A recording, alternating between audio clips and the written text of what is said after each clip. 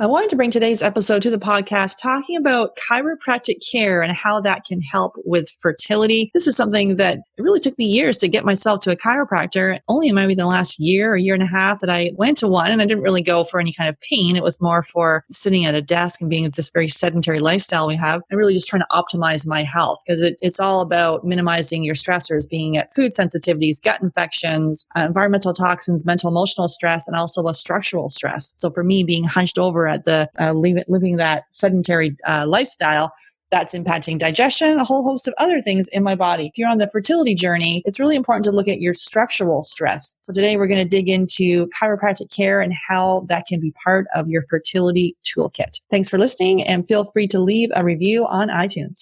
Hey there. Thanks so much for listening to the Get Pregnant Naturally podcast. And I've got a favor to ask you. If you are enjoying learning about the functional approach to fertility, consider going to iTunes and rating and reviewing the podcast. This is how it helps the show reach more people that are struggling with infertility, knowing that there's another approach that really can get to the bottom of why it's not working in the first place. So all you need to do is, if you're on the app or the desktop, just go in and consider leaving a 5-star rating and leave a review. And there is step-by-step instructions in the show notes showing you exactly how to do that. So if you can just take a few minutes, just take the few minutes right now. You can pause this recording, come back, leave the review. It would really mean the world to me and help others that are on the fertility journey as well. Take care. Hey there. I regularly speak with 5 to 10 couples per week who are struggling to have their baby. And although we want to help everyone, we only have 2 spots available per month to work with us. So the Supercharge Your Fertility Discovery call is for action takers. And really people who are ready to move forward so they can finally have their baby. And if you're not ready and you wait, the risk is you'll need to wait 2 to 3 months for a spot to open up. So if you're seriously considering working with us, go to FabFertile, FabFertile.com and click on book a free call. Then you'll be all booked in and ready to spend 30 minutes to give you the action plan to getting pregnant naturally. That's FabFertile, FabFertile.com and click on book a free call. One theme that keeps coming up with the couples in our FabFertile couples coaching program is sleep. Whether it's insomnia, having a hard time falling asleep, waking up at night, or feeling tired when we wake up, sleep is critical for fertility and hormones. And that's why I'm so excited to have Blue Blocks as our podcast sponsor. So we're exposed to blue and green light from our phones, our tablets, our computers, indoor lights, and more. And this exposure impacts our melatonin production. And melatonin is essential for both female and male fertility. It helps determine the frequency and duration of our cycle and impacts sperm. There's lots of blue light blocking glasses on the market, but the ones from Blue Blocks, they've actually compared other popular brands, and Blue Blocks block 100% of blue and green light while other brands fall short. So I have their sleep glasses. They have red lenses, and the ones I have are a little translucent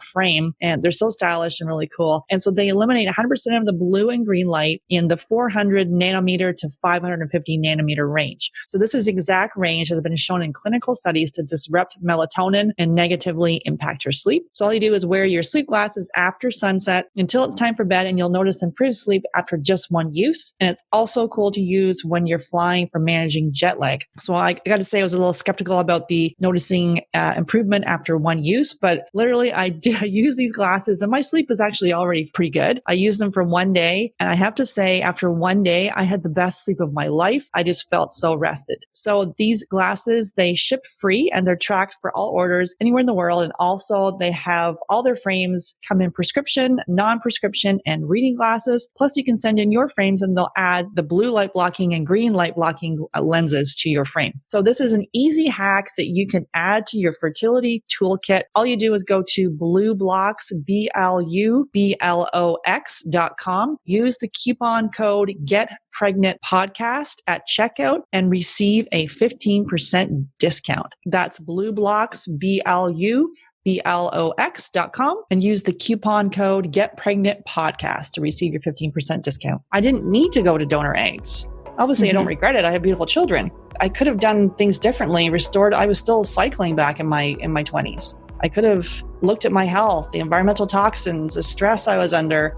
Many women are being told their eggs are too old. That's often merely an assumption that's not based on actual evidence. The reason being that there is no direct test of egg quality. You can't test egg quality. It's the man who's got a food sensitivity or he has a zinc deficiency. Like there can be a root cause to these symptoms that are, quote unquote, period problems, that the doctor will pass you a pill without any question of why. And some part of you knows that if you can reframe your journey from not want to struggle, or if it is struggle, learn how to embrace the struggle.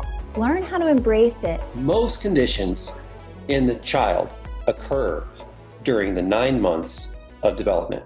It's the genetic switches are turned on or turned off, and they're pre-programmed.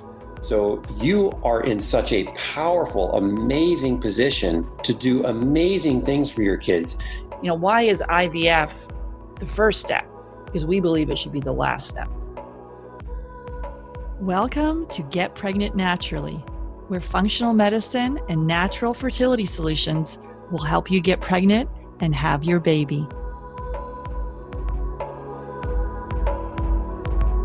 Hey there, I'm Sarah Clark, founder of Fab Fertile and your host. I believe the functional approach is the first step for anyone struggling with infertility, and my aim is to help you get pregnant naturally. Today, I'm welcoming Dr. Barter to the podcast, and we're digging into chiropractic care and how it can help your fertility. Dr. Anne Marie Barter graduated from the University of Western States in Portland, an accredited 4-year doctoral program that is considered a leader in evidence-based medicine. She underwent rigorous clinical training with some of the finest chiropractors and has undergone advanced training in applied kinesiology. She's also studied functional blood chemistry, and she's taken an interest in optimizing health by incorporating diet counseling, whole food supplementation, herbal therapy, wellness and lifestyle coaching, scar tissue work, deep tissue massage, and exercise programs. Thanks so much for listening, and I'm so thankful that you're here. Make sure you hit subscribe.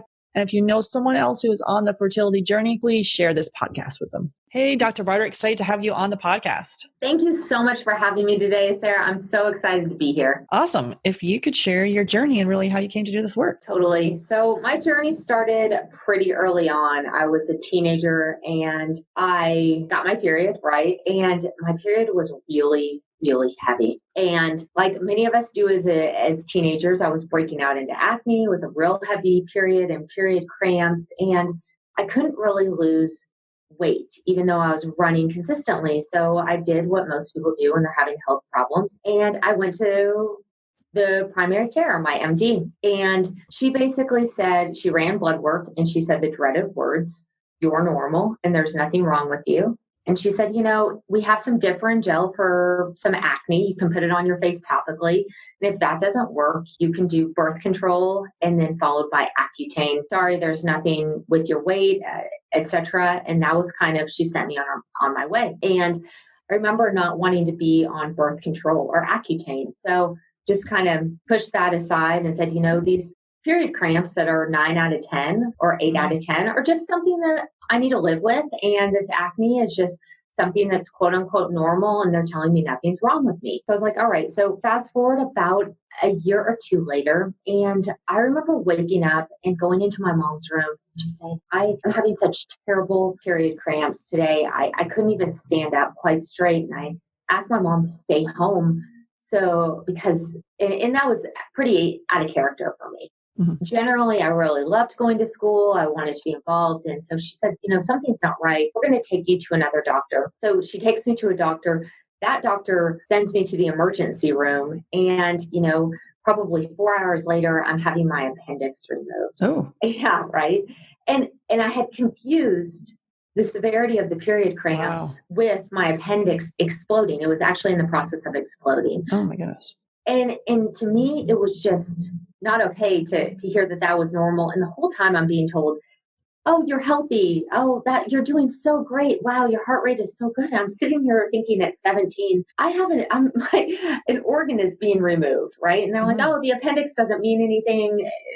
Obviously not true. But, that was really concerning to me. And then fast forward another few years, I was in college. I was in finals time and I just started breaking out with these big bumps all over my body. And I looked like a creature from Star Wars. And these were hives and they were swelling up in my throat. And so I'm going to the emergency room and they're like, "Oh, here's some Benadryl."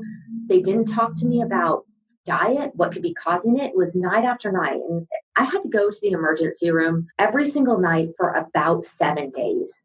And again, I was just Benadryl deficient. And, that can be life-threatening when they're swelling up in your throat like they were for me. At the end of the day, I just finally at that point got frustrated because they're telling me nothing was wrong with me. I'm in anaphylaxis. I am getting organs removed. I have period cramps that I'm confusing with organs exploding. I mean, clearly there was something that wasn't right. And finally I visited, a holistic chiropractor, a naturopath, and then, an acupuncturist. I started to get my life on track and realized, hey, you have food sensitivities. Hey, you have an infection in your gut. You have toxicity issues going on. And hey, why don't we regulate these things so your hormones re-regulate and your weight re-regulates and your skin, clears up. And ultimately it's been a lifesaver. And so what happened to me, I became so passionate about, I pursued the career myself. And now here I am so many years later and just really out to help people that fall into that area that we call that gray zone where people really struggle. And again, they're told that nothing is wrong with them. So here I am. So that's how I got here. And that's my story. Yeah, that is, it's a common story that you hear with the birth control and Accutane, and then, those painful cramps and everything's normal. And then most people take the birth control pill that I speak with, and then years later, still struggling with infertility. That's what I did. I had the acne and I had other health issues. I took birth control, and then, obviously it went off later, and it was still issues with my cycle. So it's interesting that you were able to then find chiro and naturopath and acupuncture and then dig into that food sensitivities and infection. Did you know what infections you had at that stage, or? What infections did I not have is probably the better question. I had pretty severe mold exposure. That's actually what was causing the hives, along with a pretty good sensitivity to eggs. So I actually have an egg sensitivity and still do. And that actually makes me break out, believe it or not. I had a parasitic infection. I had a yeast overgrowth. I had a SIBO infection. Pretty much you name it, I had it. I had an H. pylori infection. Oh, yeah. I was a mess. I mean, you think about it, I didn't have Lyme. So there was that. But pretty much everything else, Epstein-Barr, it was pretty exciting run through. It was impressive that I could actually function as well as I did. Yeah. With all those things going on, so, but it was super challenging to dig myself out of that. And now today, I mean, most of the folks I see really have a lot of a combination of those things, with, that they're struggling with, low grade. Okay, awesome. So we'll dig into some of those a little bit later. First of all, I just kind of wanted to talk about how chiropractic care can really help with fertility. Sure. Yeah, it's really interesting you asked that, because I think for a long time it's been pretty anecdotal, right? And there have been, there's been naysayers that say it doesn't help. There's been people that say that it has helped, but they finally put together a study where they've taken all the data, all the case studies, all the randomized trials, and they put that together and they evaluated how women did post actually just spinal manipulation, aka chiropractic care. And they found on average that women getting chiropractic care got pregnant after about 5 months. So clearly the chiropractic care is increasing fertility. And chiropractic care is really, really important across the board at all stages of pregnancy. And, when you're increasing your fertility, right, making sure that those spine segments are actually functioning really well so that your uterus is communicating to your central nervous system, right, to be able to become pregnant, right? And people say, why do I need chiropractic care? I don't have injured, I'm not pain, or I'm not injured, I don't have pain. And ultimately, I think what's important to note is that chiro affects the central nervous system, but it also affects the joints and the nerves and the muscles and the ligaments, and we bend, we lift, we twist, we text, we fall, we shovel, and then ultimately, have babies, right? And using your body every day, you're going to get disruptions in those spinal segments that don't allow things to communicate as effectively as they should be able to communicate.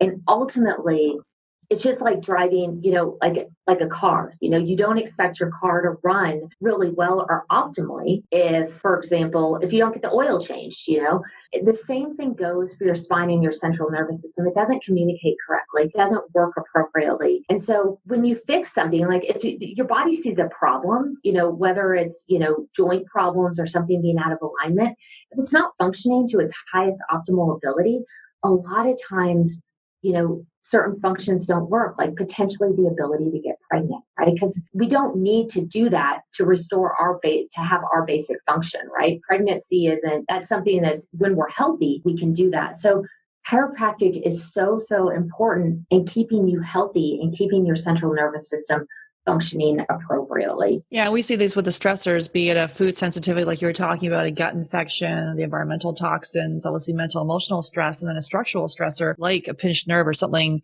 misalignment. Now, and so for me, I didn't come to chiropractic care until really it's only been the last year, because I've been sitting here on my computer hunched over like just hunched over, my shoulders hunched over, and I thought, okay, I better go, and I'm 6 foot. I'm like, okay, I need to go and I need to get this worked out. I'm hunching. This is not good. So in the last year, I've gone, and yeah, it's been really great. I have to say, I had listened to those old wives' tales or old stories of, oh my goodness, if you adjust your neck, you can have a stroke. And like, I was a little bit kind of apprehensive of it. I didn't think I needed it. And then, it's just been really, really good as part of, and I do acupuncture, and just as part of my self-care routine. And, so I've really noticed improvement just in all parts of my life because of it.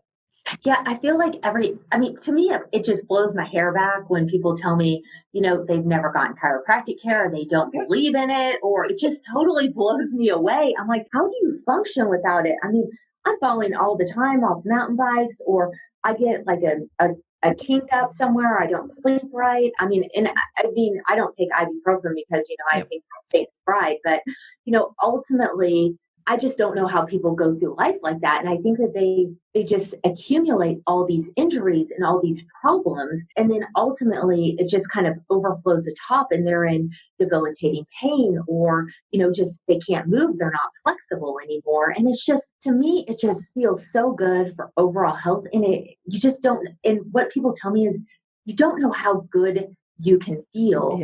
Until you get the care. I mean, just like you talked about, those itty bitty micro traumas, they really wear and tear on our bodies. And just going back to the female reproductive piece, when I've adjusted women that haven't had their periods back after being pregnant, or haven't been able to get their periods for a stressful event or whatnot, and just adjusting the spine, sometimes women will start their periods again, which is incredible, just getting everything back online, functioning. And I just think when you put the right input into your body heals itself. Yeah. So let's talk about the stress piece with chiropractic care and how that can help. Yeah. I mean, we hold stress all over our body, right? A lot of people will hold it in their neck and their shoulders. I mean, just getting that to relax is really important. It also, when you adjust somebody, you have what we call GTO tendons and spindle cells. And so when you adjust somebody, both of those things in the muscles relax, right? And so that's really important because you're holding that stress in your muscle. But what we also see when I'm working on somebody is a lot of times people have emotional releases. So not only are they holding, oh gosh, I've got to get to this appointment on time. I'm holding these muscles really tight. And what went out first? Did your joint go out first, or did the muscle get tight and pull the joint out? We don't really know. It's like a chicken or an egg. Each person is different depending on what happened, or what the injury was, or what the micro trauma was. But what we do know is that ultimately when we put that input in, the muscle will relax, right? And then also with the emotional release, it's just so their whole body entirely relaxes, and it lowers your cortisol levels so that you're not so stressed out, which is critically important for getting pregnant because, that cortisol competes with that progesterone or that implantation hormone. And so that is just so critically important to limit that stress.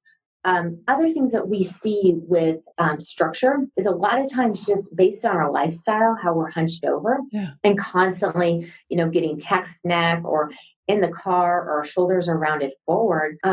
You get scar tissue.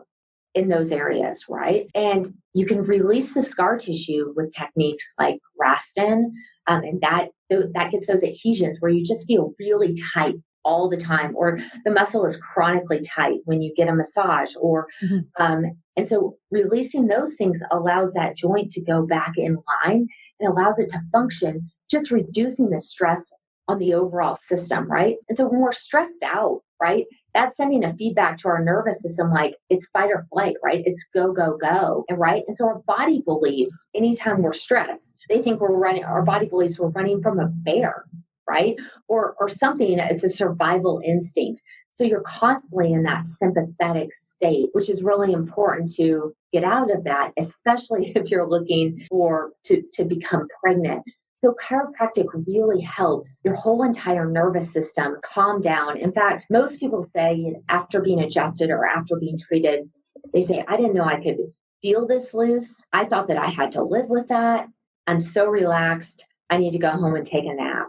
So it just completely drops your system down to just be so much more calm and just to be so much more relaxed. So that's really the stress piece, I believe, with chiropractic. But I think body work is just so critical, especially, I mean, even if it's not due to wear and tear and damage, which we all have, also that emotional release, I just feel like is so critical to get that treatment and to get that all relaxed and released. Yeah. Are you seeing emotional people crying and things like that after adjustments, or what are you seeing?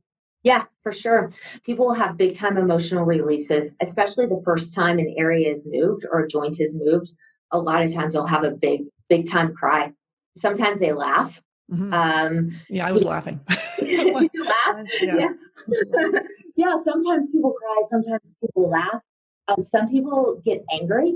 That's much more rare. But I mean, again, what I like to say is the issues are in the tissues. And so when you mobilize those, I mean, that can be, toxic byproducts, it can be lactic acid, or it can be emotions. Like they're realizing that we're really holding these things in our system and in our body. And so once we mobilize those areas, they release.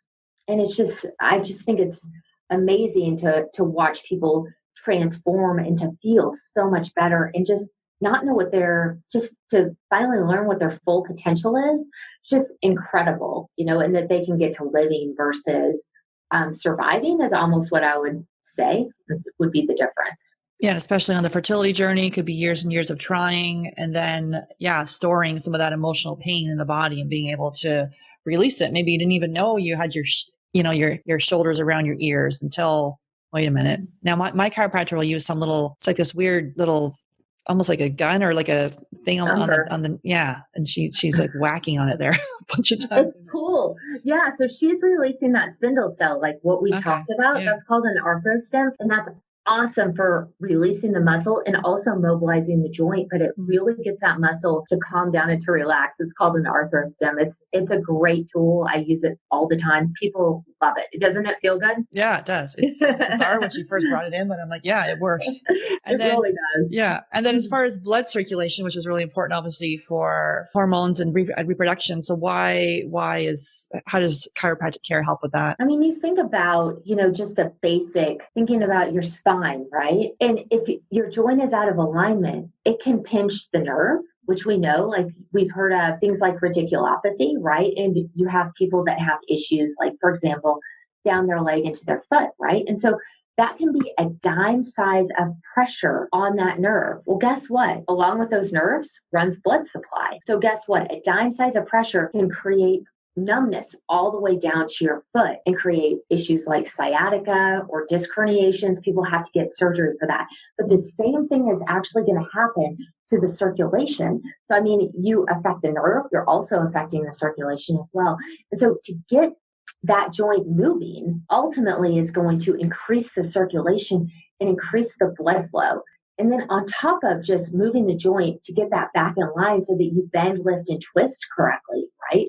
You could also use adjunct therapies to increase the circulation even more in the muscles, like using something like cupping or Raston, which is that scar tissue technique, or also using needling or acupuncture to do things to increase the circulation. What we do is all of these additional techniques create micro trauma, which what your immune system does is it brings the entire immune system into that area where there's trauma, and it heals it up and fixes everything in there that could be a problem. So for example, if you have scar tissue right by, let's say, a vertebra, that's going to affect the blood flow, right?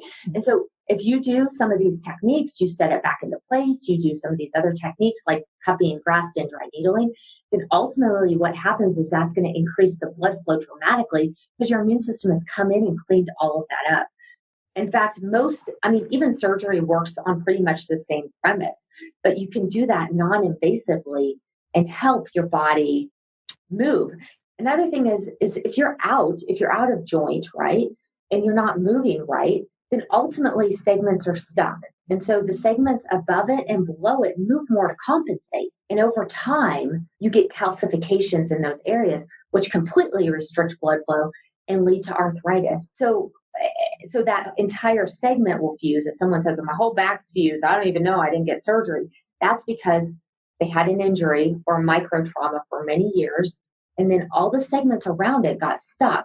And then it just did not move well and fused. So it's just really important for overall health. But circulation is, major key to healing because the circulation is carrying so many key nutrients to help us heal and to help with blood flow and to help with pain, for example, or just feeling good. Yeah, it's very critical. Chiropractic, powerful modality. And what about digestion? We see a lot of, we do the GI map test, and we see a lot of gut infections with the couples that we work with. So like you're talking about H. pylori and parasites and SIBO and fungal overgrowth. So how does chiropractic care help with digestion? Sure, that's a great question. The nerve root, like for example, for the female reproductive system, all go to the back. Well, the same thing is true for the GI system. It also goes to the back. So the nerve roots are the same, right? So when you're thinking about, okay, well, I have a spinal misalignment, is that because you have an issue in your digestive system? Is that why you're chronically out there? Because guess what? The nerve roots coming out of your spine are the same. One's going to your back, one's going to your digestive system. So ultimately, if you have a problem with one of the nerve roots coming out of your spine, right, you're going to have problems with blood flow and circulation also in your digestive system. It also creates, again, more of a stressful sympathetic reaction. When you have more of a stressful sympathetic reaction, you don't have the same blood flow necessary to rest and digest or have parasympathetic that helps us to digest, right? And we don't have enough blood flow and enzymes to do that. And so if we don't have enough of that, guess what? For example, when we eat food and we chew it, it goes into our stomach. Our stomach should be highly acidic and go into our small intestines to be able to absorb. Well, if, for example, you're super stressed out, you don't have those enzyme reactions in your stomach and you don't have enough of the HCl or the stomach acid to break it down so that when it goes into your small intestines, the pieces of food are big and then it doesn't really absorb and it just sits in your stomach and it churns. And people will feel pain in their back. Or maybe, they don't know what comes first, the chicken or the egg. Is it your stomach that threw out your back? Is it the micro trauma? Probably a little bit of everything because most people have both things. But a lot of times, if you can set the back, people that will have, for example, burning in their esophagus or reflux, a lot of times that will go away because, again, the nerve roots are the same. The other thing that we think about, for example, with bad posture is if you're sitting hunched over with bad posture, it really puts a lot of stress on your digestive system. And it also puts stress on your back because you shouldn't be in that posture. And we notice that digestion doesn't work as effectively. And something that I see in practice, someone will come in with debilitating low back pain. And a lot of times, if it doesn't respond to structure care, it's coming from some sort of inflammation going on in their gut, whether that be a parasite, whether that be, a candida overgrowth, a SIBO infection, you name it. But ultimately, these infections can refer to the back. So I think what I'm saying is everything is so intertwined and works so well together to basically give you great overall health. And if your digestive system isn't working properly, or you're constantly, in a fight or flight type situation excreting cortisol because of pain or because of digestive issues or whatever it is, ultimately, guess what? Your fertility or your ability to get pregnant is really going to struggle. Yeah, we're in this sedentary lifestyle. As you were saying that, I was sitting up. I want to get a stand-up desk, but I haven't got one of those yet. But yeah, and kind of hunching over, whereas, wait a minute, doing that and then, working on the gut infections, but also the posture, which, as you're saying, was really important in the chiropractic care for that. I know you talked about adhesions and scar tissue. So what about fallopian tubes? What do you see there with chiropractic care? How can that help? I honestly have not seen a ton. I see people get pregnant all the time, but I have not focused on fallopian tubes per se. I think everything moves. It's the same as the digestive system versus the reproductive system, but I haven't seen anything specifically or research specifically on just the fallopian tubes per se. So if you've heard something else, I'd love to know. Yeah, I do have an interview coming up with the founders of Clear Passages. So they're doing physical therapy and it's manual manipulation of the body. Oh, yeah. Visceral manipulation, yeah, right? Yeah, exactly. Mm-hmm. And they've helped people with blocked fallopian tubes. And a lot of times they're saying if you've had any kind of trauma, like you're talking these micro traumas, but even car accidents or surgery, anything like that, that can cause adhesions in your body, and people potentially could get blocked tubes from that or other issues, and then that could impact fertility. So they have a lot of research that has found that this has been very effective for helping people get pregnant. Totally. So visceral manipulation is super powerful. So visceral manipulation isn't chiropractic. I just want to make that differentiation. But yes, for female reproductive issues or for scar tissue in the stomach, visceral manipulation is actually powerful because it goes with the body's rhythm, and you can help with any sort of adhesions in that area, but it's a little bit different than adjusting your spine. You're really working manually in that abdominal region. And there is significant amount of research for visceral manipulation. Very, very powerful technique. Yeah, I 100% agree. But as it relates to just specific chiropractic, the only thing that I would say would be the nerve root correlation. But yes, I think as an adjunct therapy, I think visceral manipulation is super powerful. And anybody that's had surgery, we've all had it. If you've been pregnant, C-section, any of those, even pregnancy itself, gallbladder issues, gallbladder trauma, and any sort of abdominal trauma, visceral manipulation is a super amazing technique. Also sexual trauma. It's a super amazing. Yes. They talked about that as well. Mm-hmm. Yeah. Pelvic alignment then, as far as we've had a podcast on physical therapy again for pelvic floor. So how does chiropractic care help with pelvic alignment? A lot of people have pelvic misalignments, right? And so ultimately what I believe is some of the points around the pelvic area actually relate to your reproductive system. So setting the pelvis and putting that into normal alignment, again, it's really going to be so powerful for, because you think about where your uterus is, and that can transition, for example, where your female reproductive system is. So, that can get twisted, it can get shifted, and that can create problems like scar tissue, just like we were talking about with the visceral manipulation. It would be really helpful. Yeah, pelvic misalignment creates a lot of problems before pregnancy, but that's going to also increase fertility just based on those nerve roots. We see a lot of pelvic misalignment.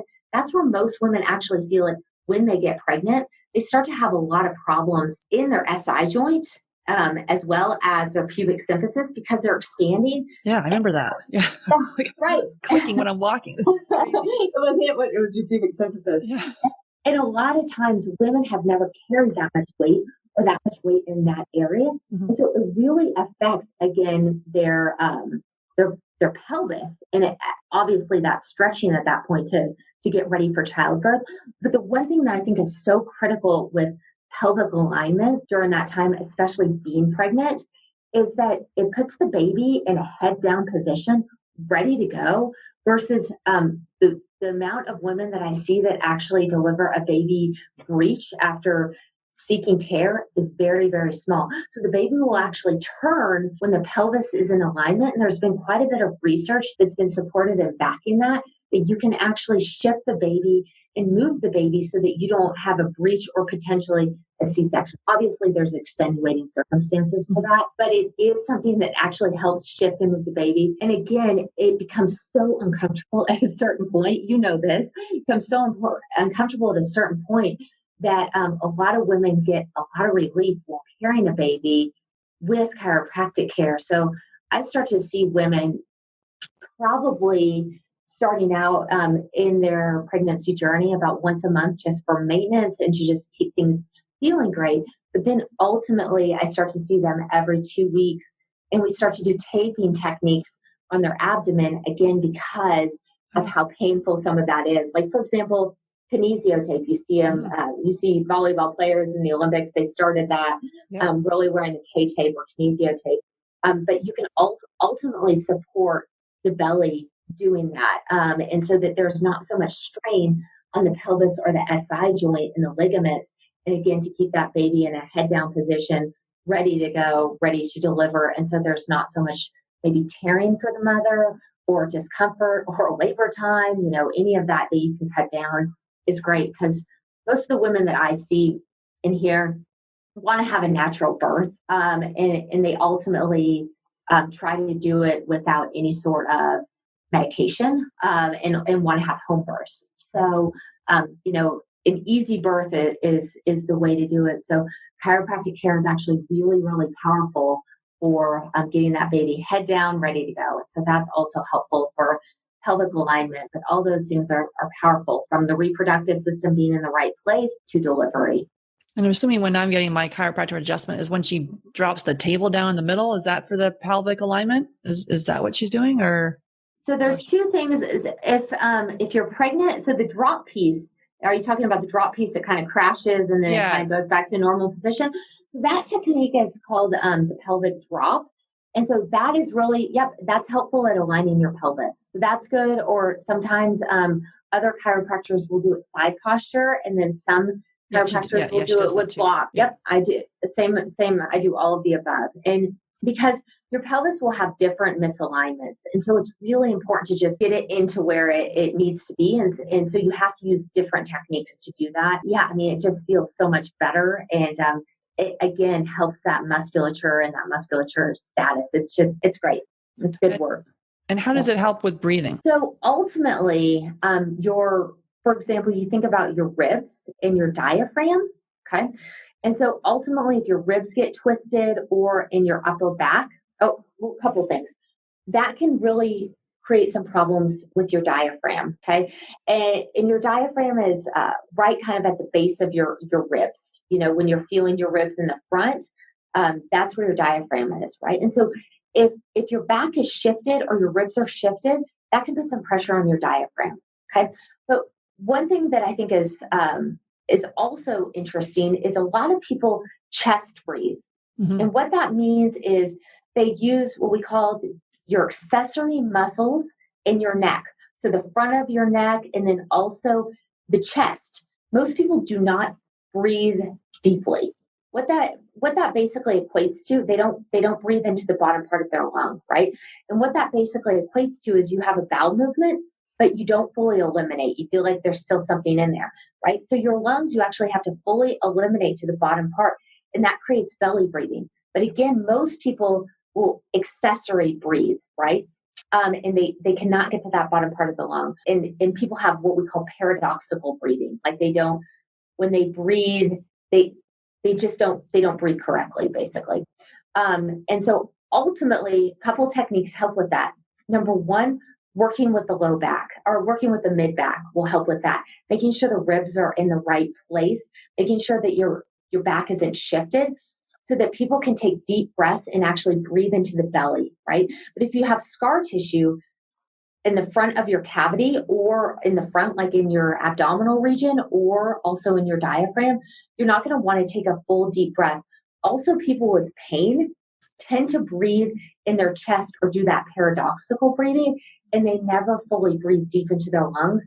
And that does create a lot of problems. So it's important. And I think most people don't think about expelling air from their lungs as being important. But when you think about it, you were exposed to 70,000 chemicals every single day. And a lot of those are breathed in, through our respiratory system. So you really need to be able to expel those out, for good health. The other thing on how chiropractic definitely affects the lungs or breathing or, is posturally. You see people that are rolled forward texting and their shoulders are rolled in, their heads down, and they're kind of in this C-shaped position. We should be sitting up with our shoulders back. You should be able to stand against a wall and put your shoulders against the wall. And that's an appropriate posture, but you see people rolled forward. And what that does is that creates joint dysfunction or your joints can get misaligned in your back from that posture. And then think about what that's doing to your lungs, to your diaphragm, and to your GI tract, right? Things aren't really functioning appropriately, or things that need to move through aren't really moving through because they don't have the space to do that. And again, you're creating that nerve impingement or that lack of communication between all the body parts. Okay. Does that make sense? Yeah, it's all squished in. And it's interesting with the breathing piece. I know doing the belly breathing, I always find the exhale is like you're trying to, get it out. It is kind of, because like a lot of us, we're not properly exhaling. We're doing that chest breathing, but be able to take a moment and really exhale, which for me is still challenging to get it all out. Yeah. And you see a lot of people, it's actually been interesting with women. When women inhale, a lot of women will suck their belly in. We are trained to do that. Contraction. So, oh God, I gotta look skinny. And so they'll suck their belly in. And that's what we call as paradoxical breathing. So somewhere along the way as women, we are trained to do that. And that is actually incorrect. Yeah.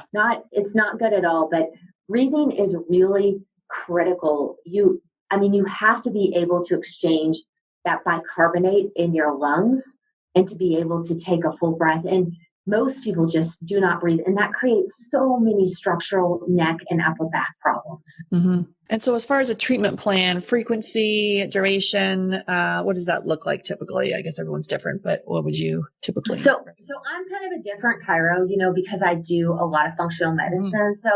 So I am really bridging those things together, right? So my treatment plans look a lot different. So people don't come to me for just straight structure, right? They come to me with a variety of other issues. What I generally do if somebody has problems that we have to get rid of, like pain, I generally do once a week for a month. And then after that, I start to space them out. I see them twice a month. And then from there, I see them about once a month. So that's generally what I see on a structure case. It's pretty quick, but I should be able to turn around most structure cases in about 4 weeks. But again, I do a ton of adjunct therapies. I do a lot of needling. I do a lot of cupping. I do a lot of grafts and scar tissue. Our treatments here are 30 minutes to an hour. So it's just different. Adding those things, I give them home therapies so that they can reinforce what we're doing to change whatever needs to happen. But ultimately, too, adding the functional medicine component and figuring out maybe what else is causing the problem. So for example, a structural component or a structural issue, you should be able to get pretty big improvement. Okay. So I've got a story. There was a guy that got stabbed in the back with a knife that I saw. Okay. Cause and effect. He got stabbed in the back with a knife, couldn't turn his head. Okay. So I worked on it. We did grafting, we did cupping, we did needling, and we did adjusting. He could completely turn his head in 4 treatments. He was good. No other issues. The guy didn't have any other problems. Never saw him again. He referred a ton of his clients. He was a personal trainer in it. So that was a cause and effect structure. But most people aren't that simple. Most people don't just have one complaint and then it's gone. So, people have inflammation in their body. They have other metabolic things going on that actually create problems in the structure. So, for example, you think of a case with somebody that has diabetes or has metabolic syndrome or has higher levels of glucose. Ultimately, that's going to cause inflammation in the system. So I can adjust and adjust and adjust all day long, but until I fix that underlying problem of the high blood sugar or of that environmental exposure, they're never going they're never going to get out from under care. And so I think it's about investigating what's going on. And again, like you said, everybody's different, everybody's individualized, but it's about finding that cause of what's causing that structure to go out. Is it simple musculoskeletal, or is it a bigger piece or a bigger picture that we really need to investigate? And I would say today, from what I've evaluated in my practice, and it's definitely changed in the last, 5 years, and then when I started about 11 years ago, is more and more people are not just structural complaints anymore. And you have to think about why that structural component keeps coming back.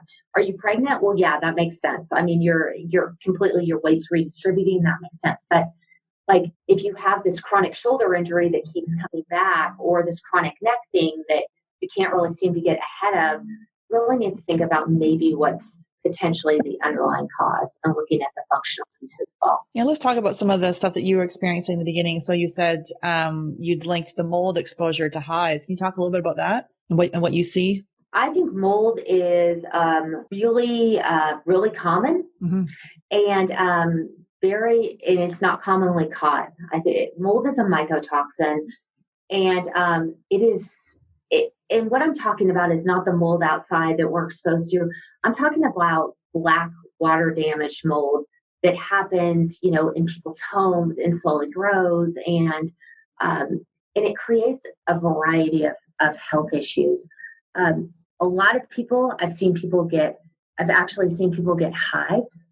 I've seen it be a trigger for Hashimoto's. I've seen a Hashimoto's cases across the board stabilize. I've seen reproductive cases stabilize. Kidney, a lot of times mold will sit in the kidney. I've seen all kinds of kidney problems, kidney pain, people that always feel like they're chronically getting a UTI. I've seen all those things stabilize. I've also seen autoimmunity stabilize. But what mold does is mold creates spores in your body, and it creates a lot of problems, just creates all kinds of inflammation. And at a certain point, it acts like any other infection and kind of takes over. And then ultimately you're left with chronic pain or fibromyalgia or autoimmunity, because it takes up residence, and most people continue to be exposed. Right. So my specific, I started being really interested in mold after I realized that I got exposed. So after my first initial health issue, I ended up moving into a home that was old, and the basement had flooded, and I didn't know that. And I guess there was black mold growing all up and down the walls. And I just started being really fatigued when I was at home. Like, I'm kind of like go, go, go, pretty much a driver all the time, and just felt fatigued. I would get home and I would just be like one with the couch. And I couldn't figure out why I didn't want to spend time with people. And, I started having kind of lack of concern for family and friends. And I just felt like I needed a lot of coffee to function. And then I didn't feel like I was getting very good sleep. And I'm like, I chalked it up to what a lot of us do. And I just said, I'm just getting stressed, and maybe I'm just getting a little older, and maybe this is the problem. And I'm like, who are you? What are you talking about? Like, why are you know better than this. This is what you do every day, no. And so then my eyes started getting red, and my skin started really itchy at night. And I would just have this chronic itchy skin. And I remember being at a friend's house, and I don't have a scale. I don't own a scale. And I got on her scale because I was just curious. And I remember running out of the bathroom, and I was like, is this right? She's like, yeah. So the interesting thing was all my clothes fit, but I was about 25 pounds heavier than I had ever been in my life. But the clothes generally fit. And then I had all these chronic musculoskeletal pains. I had this shoulder injury that just wouldn't quit, and I couldn't figure out what was the root cause. All my lab work looks clean, but I had just a little bit of inflammation on it. And it came down to the fact that I was constantly being exposed to mold. And mold is so tough to identify because it presents different in every single person. Okay. One person may present with infertility. The next person may present with chronic kidney infections or chronic UTIs. It's just so different. And then I also had hair loss. But I just started craving sugar like it was going out of style, because mold runs with yeast. Mold and yeast, they are buds, they are friends. And then guess what? And it creates also a SIBO infection in your gut. And so it really impairs your immune system and, sets up residence for all these things. So when I figured it out, I moved out of this house. And the crazy thing was I dropped 10 pounds within the first week of being out of that house. Wow. Sleep suddenly changed, the itchy skin got better. I mean, it was just I was waking up in the middle of the night bleeding. I was itching so bad. And in a lot of places there's no legislation on mold or safe housing for a lot of folks, but I just feel like it's a silent killer. And in a house, in a home, you'll have a family, for example, and one person will be chronically ill and nobody else will be having problems in the home. And some of us have the genes to be more sensitive to it, and some of us do not. So some people's genes are so sensitive that they could walk into a grocery store and there could be mold somewhere in the grocery store and they're like, I have a headache.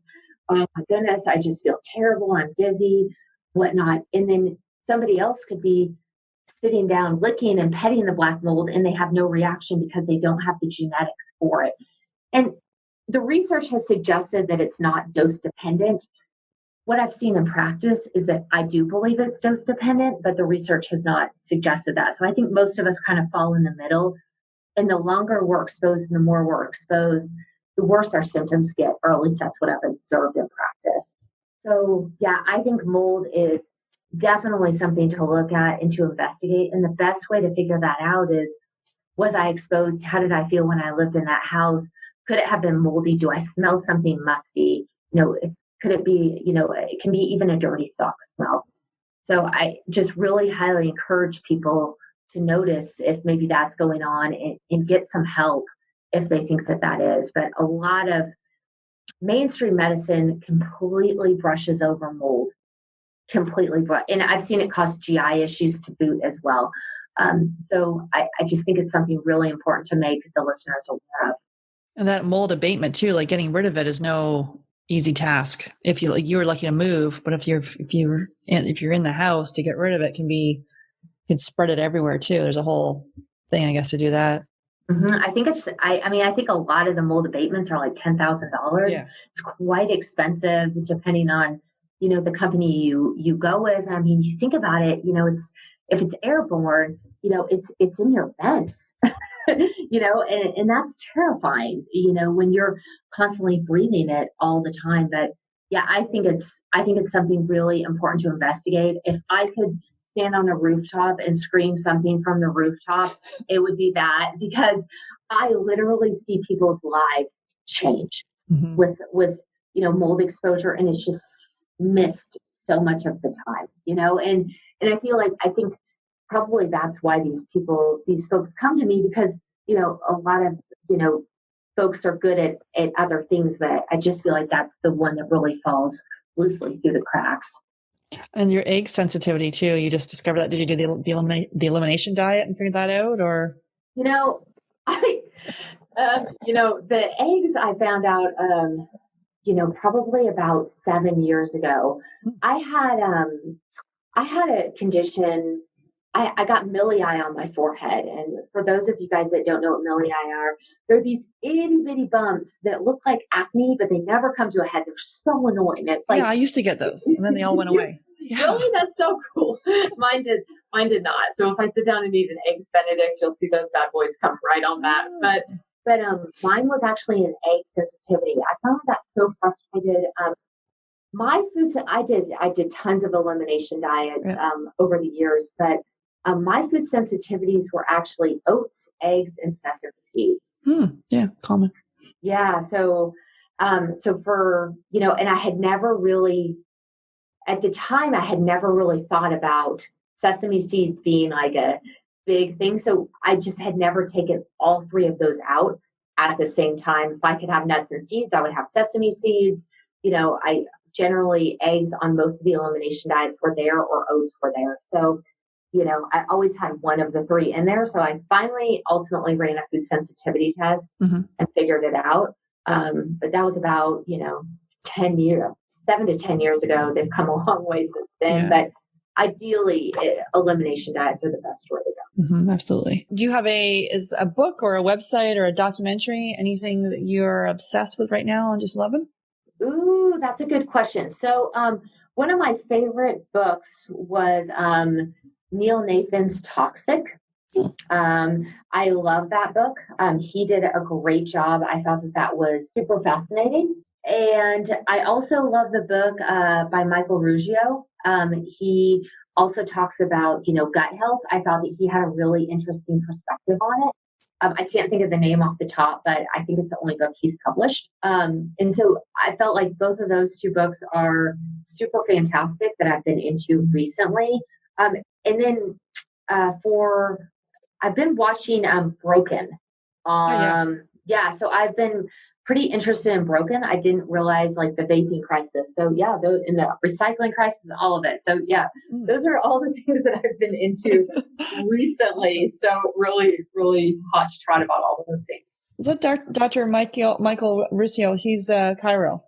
Yes. Mm-hmm. Yeah. I follow his podcast. Yeah. He's great. Yeah, he's awesome. Okay. And any success story you'd like to share? Yeah. So I think in the vein of doing fertility, I had a patient that came in a long time ago. She had a thyroid problem, which, is really common. And she was really stressed out because she couldn't get pregnant. And that was really important to her. And as we know, most women that can't get pregnant feel broken. And I just hate that goes on and that women feel broken, but she felt broken and she was really crying and really frustrated. And so we identified Hashimoto's in her system and treated for that. And within about a month, she got pregnant, which was completely against my recommendation. I'm like, I want to do 3 months. Yeah, and so we need to heal, but she went out and got pregnant. I was like, okay, we can deal with this. So she ended up still having all kinds of bladder issues and was still a little fatigued and had to be on some medicine to manage her pain in her bladder, actually. And so ultimately we started detoxing out a ton of environmental toxins, mold, and Epstein-Barr as well. And the bladder pain went away. Her period actually came back online that she hadn't had since childbirth, since prior to to being pregnant. And ultimately, a lot of her pain went away and her depression went away, and the energy came back. And so basically, and the thyroid antibodies almost came back down into a normal range, especially with thyroid antibodies that high. And so I just felt like that was such a powerful case to show, it's not just one thing. And I think that that's the point that I want to drive home. Like when people come in with this mix of issues, it's not just one thing. It's not just chiropractic. It's not only functional medicine. It's not only diet. It's putting all of these things together and figuring out like what else is the cause of the source. We're so conditioned in today's environment to just say, okay, what's wrong with me? How do I fix it? What one thing is wrong with me? What do I take to fix it? And ultimately, I think health, and I know this in my own life, is a complete journey. It's not really a destination. And I wish I could drive that point home more because I just think it's so critical and so important to really look at the whole person and the whole picture. But just watching this gal just be, completely live her life to the fullest was amazing. Yeah, I completely agree. That's why I'm doing the podcast, because really people, get that infertility diagnosis and feel that IVF or IUI is the first step. Meanwhile, there's reasons why it's not working.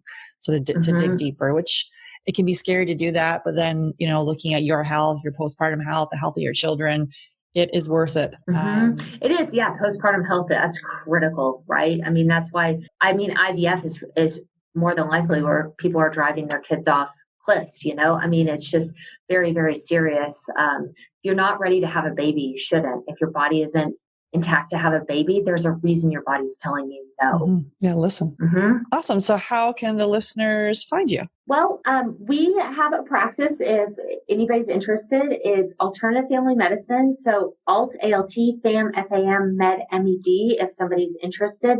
And we also have our podcast. It's called Fearless Health Podcast, which you were featured on, which was great. So if they're interested in that, and then you can always find us on socials at Alternative Family Medicine. Awesome. Well, thanks so much for coming on, Dr. Barter. Appreciate you sharing your words of wisdom on chiropractic care and also digging into mold, which is a cool topic to explore. So thanks so much for coming on. Yeah. Thank you so much for having me. Melatonin is important for female fertility. It helps regulate hormones and maintain the body's circadian rhythms. Plus, it helps determine the frequency and duration of the menstrual cycle. Plus, it impacts sperm count and motility. Blue and green light negatively impact our melatonin production. That's why we recommend Blue Blocks, blue and green light sleep glasses to all our one-to-one clients. Simply go to Blue Blocks, BLUBLOX.com and use the coupon code GETPREGNANT podcast at checkout to receive your 15% discount. That's BlueBlocks, BLUBLOX.com and use the coupon code GetPregnantPodcast. Hey there, I regularly speak with 5 to 10 couples per week who are struggling to have their baby. And although we want to help everyone, we only have 2 spots available per month to work with us. So the Supercharge Your Fertility Discovery Call is for action takers, really people who are ready to move forward so they can finally have their baby. And if you're not ready and you wait, the risk is you'll need to wait 2 to 3 months for a spot to open up. So if you're seriously considering working with us, go to FabFertile, FABfertile.com and click on Book a Free Call. Then you'll be all booked in and ready to spend 30 minutes to give you the action plan to getting pregnant naturally. That's FabFertile, FABfertile.com and click on Book a Free Call. The Get Pregnant Naturally podcast, including show notes and links, provides information with respect to healthy living, nutrition, lab testing, and is intended for informational purposes only. The information provided is not a substitute for medical advice, diagnosis, or treatment, nor is it to be construed as such. We cannot guarantee that the information provided on the Get Pregnant Naturally podcast reflects the most up-to-date medical research. Information is provided without representation or warranties of any kind. Please consult a qualified physician for medical advice and always seek the advice of a qualified healthcare provider with any questions you may have regarding your health and nutrition program.